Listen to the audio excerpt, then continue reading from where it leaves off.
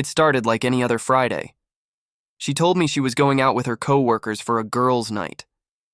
I didn't think twice. She dressed up, kissed me on the cheek, and promised she wouldn't be late.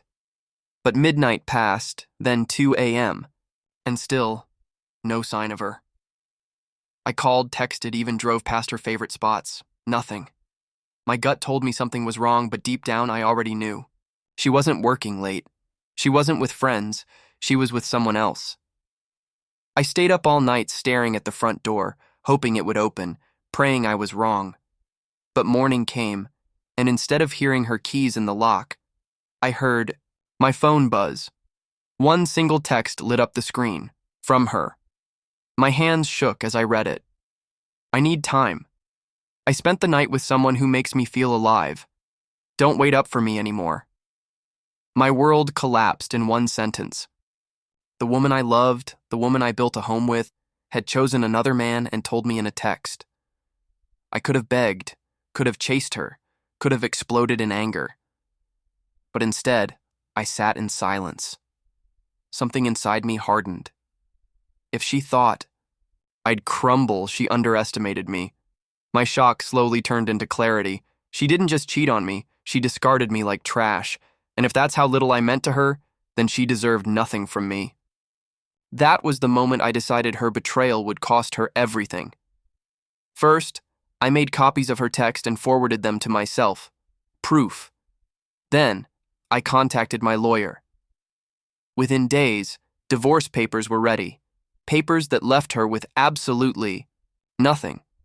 Our accounts were split in my favor, the house secured under my name, and her access to every financial resource cut off. By the time she came crawling back, I was ready. My silence and preparation would be the sharpest revenge she never saw coming. 3 days later, she finally showed up at the house. Her hair was messy, her smile fake, her tone sickly sweet. It was just a mistake. I was drunk. It didn't mean anything. She tried to hug me, but I stepped back. I pulled out the divorce papers and laid them on the counter. Her face drained of color. "You can't be serious," she whispered. I simply pointed at the text she had sent me. "You already made your choice." Her panic grew as she realized I wasn't bluffing. She begged, cried, even tried to threaten me. But her words had no power anymore. Every time she raised her voice, I thought of the text. Every time she pretended to care, I thought of the night she stayed out with him.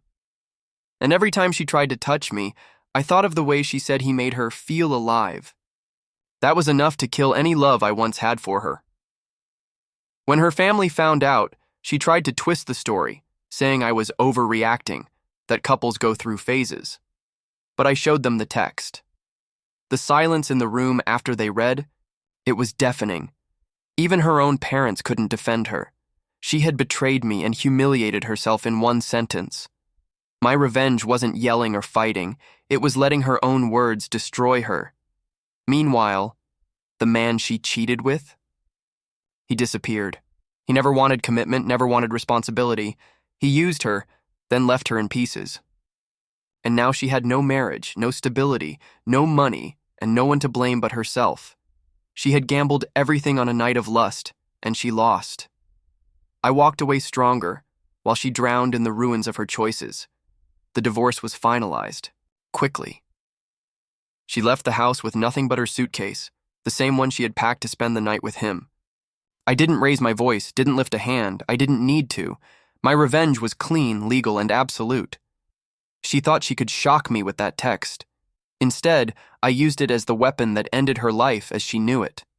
Now, when my phone buzzes in the morning, I don't dread the messages anymore.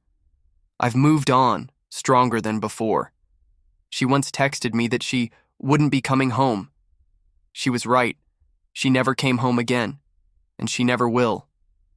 My revenge wasn't just taking everything back. It was walking away without a single tear while she lives every day haunted by the text that destroyed her own life.